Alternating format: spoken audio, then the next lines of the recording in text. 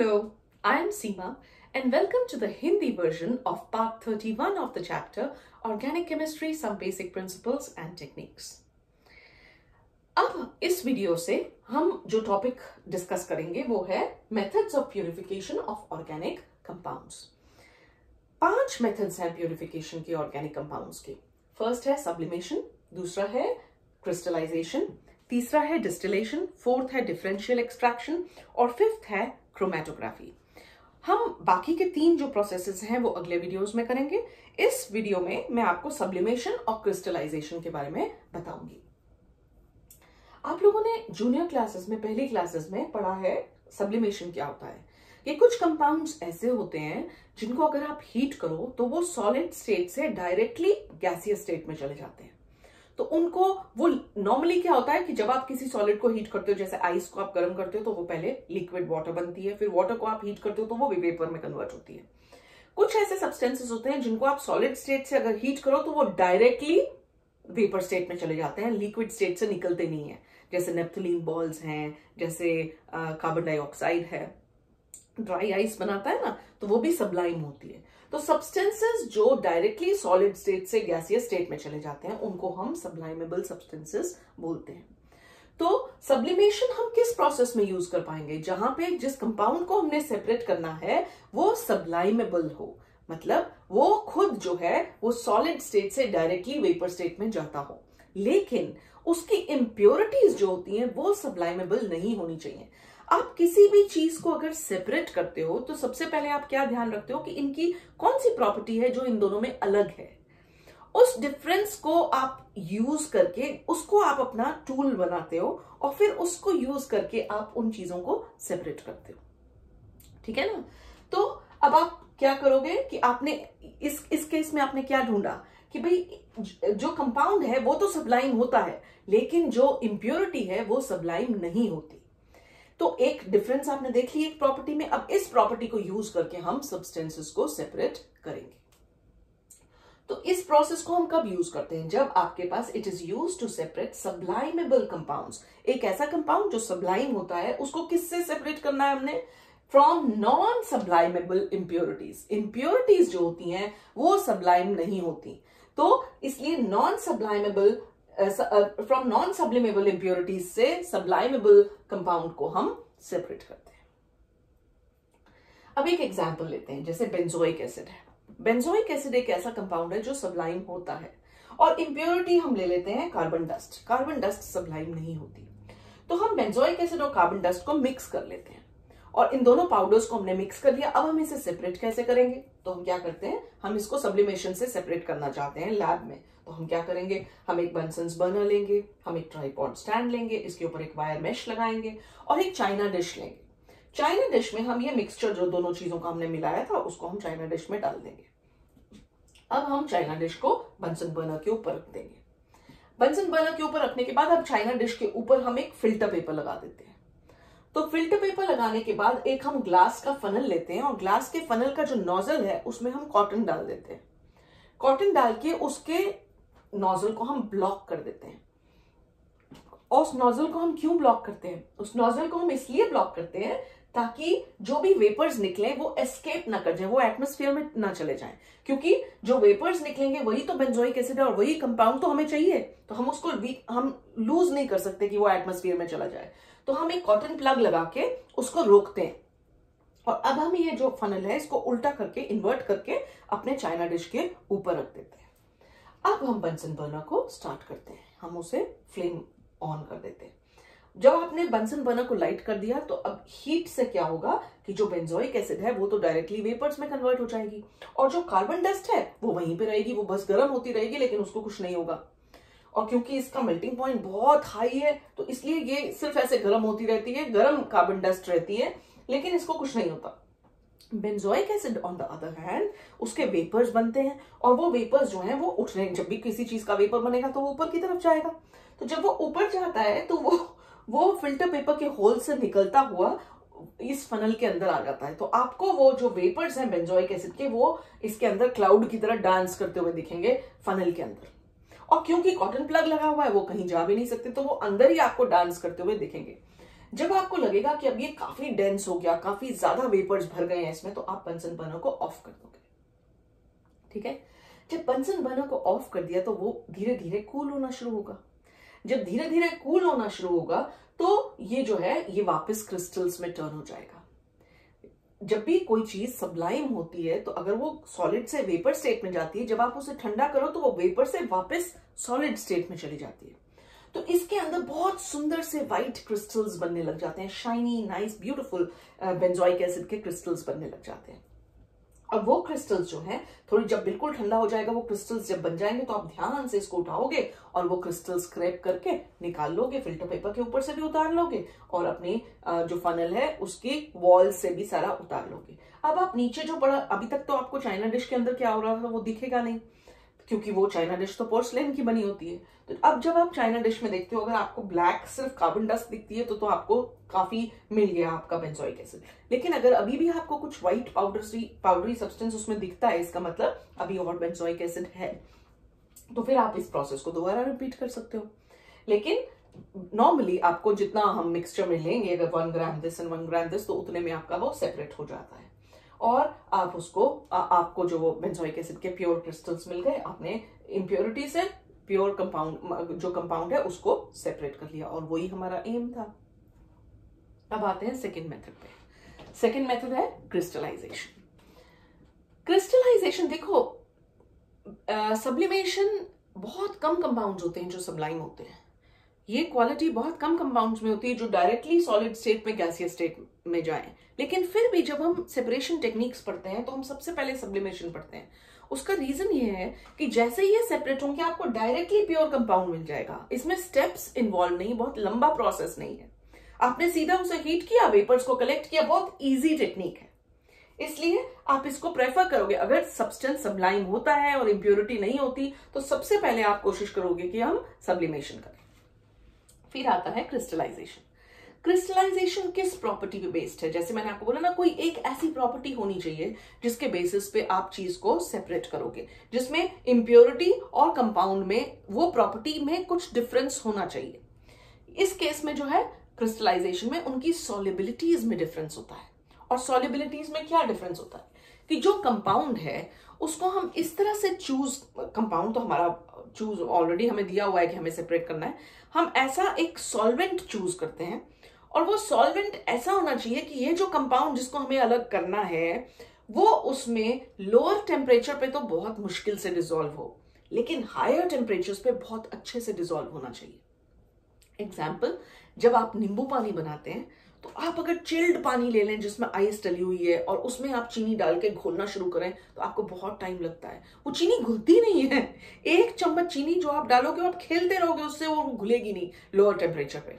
लेकिन जब आप चाय बनाते हो और गरम गरम चाय कप में डालते हो और 1 चम्मच चीनी डालते हो तो ऐसा लगता है खुद ही घुलती जा रही है, आपको हिलाना भी नहीं पड़ता ज्यादा और वो खुद ही घुलने लग जाती है। तो इसका मतलब कि, या गर्म पानी में अगर आप उसे करो तो इसका मतलब कि लोअर टेम्परेचर पे तो उसकी सॉल्युबिलिटी चीनी की बहुत कम है पानी में, लेकिन हायर टेम्परेचर्स पे उसकी सॉल्युबिलिटी बहुत ज्यादा बढ़ गई। यही प्रॉपर्टी हमें चाहिए।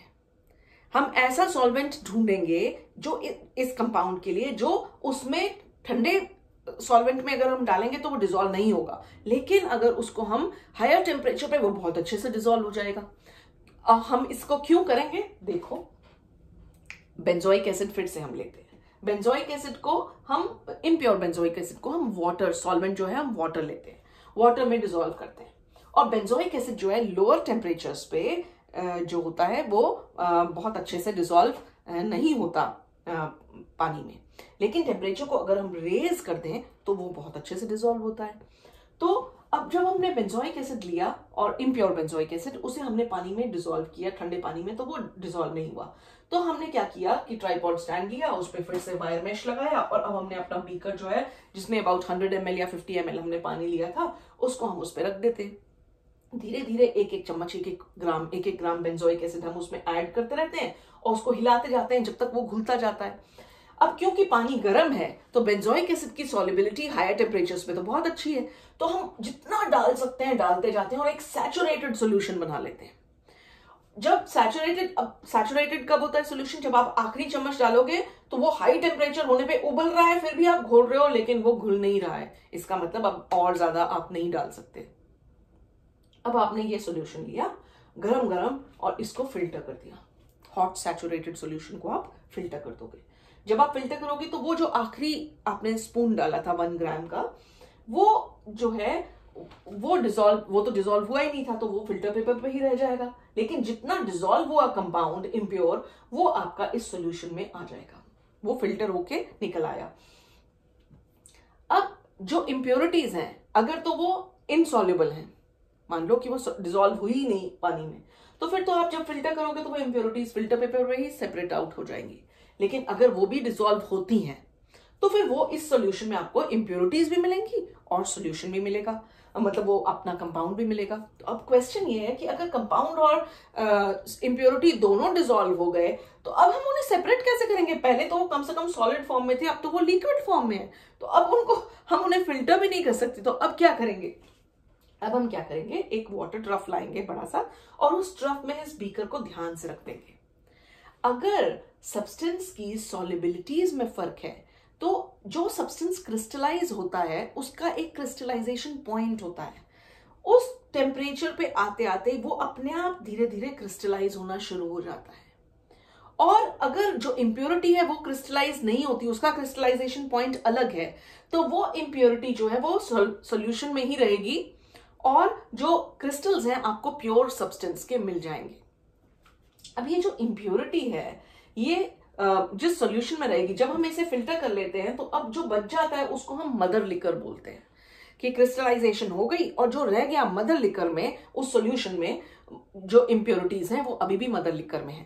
तो अब आप क्या करोगे, क्रिस्टल्स, सुंदर सुंदर बेंजोइक एसिड के क्रिस्टल्स बन गए, और जब आपने काफी देर उसे छोड़ दिया और जब आकर देखा अगले दिन तो आपको वहां क्रिस्टल्स मिले, तो अब आप क्या करोगे, आप उसे ध्यान से उठाओगे और फिर उसे दोबारा फिल्टर करोगे। अब जब आप फिल्टर करोगे तो क्रिस्टल्स जो हैं वो फिल्टर पेपर पे ही रह जाएंगे और नीचे जो है मदर लिकर इम्प्योरिटीज वाली वो निकल जाएगी। लेकिन मदर लिकर में अभी भी थोड़ा सा इम्प्योरिटी है जो उसमें डिसॉल्व थी।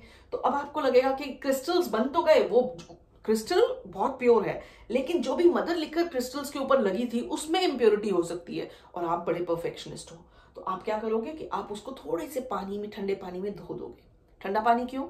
क्योंकि ठंडे पानी पे बेंजोइक एसिड डिसॉल्व नहीं होता है, उसकी बहुत स्पेयरिंगली सॉल्युबल होता है, तो बेंजोइक एसिड वेस्ट नहीं होगा ज्यादा, लेकिन इम्प्योरिटी जो है वो निकल जाएगी पानी के साथ। अब आप इसको ध्यान से लोगे, फिल्टर करने के बाद उस फिल्टर पेपर को लेके और फिल्टर पेपर्स के बीच में डालोगे और उसको ध्यान से सॉफ्टली पैट करोगे, और सॉफ्टली पैट करके अब उसे सुखा लोगे। जब वो सूख जाएगा तो उसको सुखाने के बाद अब आपके पास प्योर बेंजोइक एसिड के क्रिस्टल्स हैं। ठीक है, तो ये टेक्निक है क्रिस्टलाइजेशन की। अब इसमें इतना, मतलब ये तो बिल्कुल सिंपल टेक्निक, क्रिस्टलाइजेशन ऐसी होती है। और क्या सिचुएशंस हो सकती हैं उसको भी हम देखते हैं। पहली बात तो it is based on the difference in solubilities of compound and impurities in a suitable solvent. ये टेक्निक किस चीज पे बेस्ड है कि कंपाउंड और इंप्योरिटीज की सॉल्युबिलिटी अलग अलग है, और हमें एक सूटेबल सॉल्वेंट के मुकाबले में, कि एक सॉल्वेंट है, इस सॉल्वेंट में जो कंपाउंड है वो तो लो टेम्परेचर पे बहुत कम सॉल्युबल है, हायर टेम्परेचर पे बहुत अच्छे से सॉल्युबल है, लेकिन इंप्योरिटी जो है वो तो बड़े अच्छे से डिसॉल्व हो जाती है, ठंडे में भी, गर्म में भी, और अलग नहीं होती। अब कंपाउंड जो है, कंपाउंड स्पेयरिंगली सॉल्युबल होना चाहिए रूम टेम्परेचर पे, लेकिन हायर टेम्परेचर पे एप्रिशिएबली सॉल्युबल होना चाहिए। इसी बेसिस पे तो हमने उसकी क्रिस्टलाइजेशन की कि जब टेम्परेचर नीचे किया तो वो सॉल्युबल ही नहीं था, इसलिए उसके क्रिस्टल्स बन गए। तो हम क्या करेंगे, हम एक नियरली सैचुरेटेड हॉट सॉल्यूशन बनाते हैं जिसको फिर हम फिल्टर करते हैं और फिर ठंडा कर देते हैं। जब हम ठंडा करते हैं तो उसके क्रिस्टल्स सेपरेट हो जाते हैं, और इन क्रिस्टल्स को फिर हम फिल्टर करके और ड्राई कर देते हैं between folds of filter paper. ये तो लेबोरेटरी में है, इंडस्ट्री में उसका डिफरेंट मेथड होगा। अब इंप्योरिटीज जो है वो मदर लिकर में ही रह जाती हैं, और इंप्योरिटीज को मदर लिकर में ही रहते। अगर कंपाउंड हाईली सॉल्युबल है एक सॉल्वेंट में, हाँ, कई बार क्या होता है कि इस कंपाउंड के लिए आपको कोई अच्छा सॉल्वेंट मिलता नहीं है, वो या तो किसी सॉल्वेंट में बहुत हाईली सॉल्युबल है या किसी सॉल्वेंट में बिल्कुल सॉल्युबल नहीं है। तो हम क्या करते हैं कि दो ऐसे सॉल्वेंट्स ले लेते हैं, एक जिसमें वो हाईली सॉल्युबल है और एक जिसमें वो ऑलमोस्ट सॉल्युबल नहीं है, उनका एक सर्टेन रेशो में मिक्सचर बना देते हैं दोनों सॉल्वेंट्स का, इस तरह से कि अब वो कंपाउंड लो टेम्परेचर पे तो सॉल्युबल ना हो लेकिन हायर टेम्परेचर पे सॉल्युबल हो। तो कई बार इस प्रोसेस को कैरी आउट करने के लिए जरूरी नहीं है कि सॉल्वेंट एक प्योर कंपाउंड हो, कई बार सॉल्वेंट भी एक मिक्सचर ऑफ कंपाउंड होता है जिसको हम यूज करते हैं। If the compound is highly soluble in one solvent and very little soluble in another, then crystallization can satisfactorily be carried out in a mixture of these solvents. तो फिर हम तब भी crystallization कर सकते हैं, लेकिन हमें अपने बहुत smartly solvent को ऐसे mix करना होगा कि हमारी condition फिर से वही create हो जाए। कई बार क्या होता है कि impurities जो होती हैं वो color देती हैं solution को, और एक्टिवेटेड चारकोल एक ऐसी चीज, ऐसा सब्सटेंस है जो कलर्ड इंप्योरिटीज को एब्जॉर्ब कर लेता है। तो अगर आपके पास इंप्योरिटी कोई ऐसी है जो कलर्ड इंप्योरिटी है, तो आप क्या करोगे कि जब आप फिल्ट्रेशन, अब ये तो हमने सिर्फ एक फिल्टर पेपर यूज किया, इंडस्ट्रीज में जब ये होता है तो फिल्ट्रेशन टैंक्स होते हैं, और फिल्ट्रेशन टैंक्स में अलग अलग लेयर्स होती हैं अलग अलग चीजों की, अलग अलग फिल्ट्रेशंस के लिए। तो उसमें क्या करते हैं कि फिल्ट्रेशन टैंक में एक लेयर एक्टिवेटेड चारकोल की डाल देते हैं। अब जब मदर लिकर आप उसके थ्रू पास करोगे, तो जब आप ये हॉट सैचुरेटेड सॉल्यूशन उसके थ्रू पास करोगे, फिल्टर हो रहा है, तो जब वो इस एक्टिवेटेड चारकोल की लेयर से निकलेगा तो एक्टिवेटेड चारकोल उसके कलर को एब्जॉर्ब कर लेगा, और अगर उसके कलर को एब्जॉर्ब कर लेगा एक्टिवेटेड चारकोल, तो अब जो है जो आपको मिलेगा नीचे सॉल्यूशन जो मदर लिकर, वो कलरलेस होगी, मतलब इंप्योरिटी वहीं पे एक्टिवेटेड चारकोल लेयर पे ही रुक जाएगी, तो वहीं पे सेपरेट हो गई। उसके बाद जब क्रिस्टलाइजेशन होगी तो वो और भी प्योर सब्सटेंस होगा। कई बार क्या होता है कि कंपाउंड जो आपने लिया और जो इंप्योरिटी, उन दोनों की सॉल्युबिलिटी मिलती जुलती है, बहुत ज्यादा फर्क नहीं है दोनों में, लेकिन अब आप ना तो उनमें से कोई ऐसा कंपाउंड है जो सब्लाइम हो जाए, ना ही आप बाकी के टेक्निक्स यूज कर सकते हो, तो आप सिर्फ क्रिस्टलाइजेशन ही कर सकते हो। तो आप क्या करोगे, तो फिर आप ऐसे कंपाउंड्स के मिक्सचर के लिए क्रिस्टलाइजेशन जो है एक बार की तो भी आपको क्रिस्टल्स तो मिले, लेकिन उसमें अभी भी इंप्योरिटी है उस कंपाउंड की, तो फिर आप उस प्रोसेस को दोबारा करोगे, उसे दोबारा डिसॉल्व करोगे, उसे दोबारा फिल्टर करोगे, उसे दोबारा, तो हर बार जब आप इसको रिपीट करोगे थोड़ा थोड़ा इंप्योरिटी सेपरेट होती जाएगी और आपको और प्योर सैंपल मिलता जाएगा। इस प्रोसेस को, रिपीटेड क्रिस्टलाइजेशन को, हम रीक्रिस्टलाइजेशन प्रोसेस बोलते हैं। थोड़ा मुश्किल है, लेकिन फिर भी अगर कोई और प्रोसेस पॉसिबल ही नहीं है तो आपको करना पड़ेगा, आपको रिपीट कर करके बार बार उस स्टेप्स में उस चीज को सेपरेट करना पड़ेगा। तो ये थे डिफरेंट दो प्रोसेसेस सेपरेशन के, that is methods of purification of organic compounds. Organic compounds को प्यूरिफाई करने के दो मेथड्स कौन कौन से किए आज हमने, सब्लिमेशन और क्रिस्टलाइजेशन। इसी के साथ अब मैं इस वीडियो को रैप अप करती हूँ। अगर ये वीडियो आपको हेल्पफुल लगी तो प्लीज इसे थम्स अप दीजिए, सब्सक्राइब कीजिए मेरे चैनल को, रेकमेंड कीजिए अपने फ्रेंड्स को, और बार बार वापस आते रहिए मेरे साथ केमिस्ट्री पढ़ने के लिए। Thank you for watching and bye bye for now.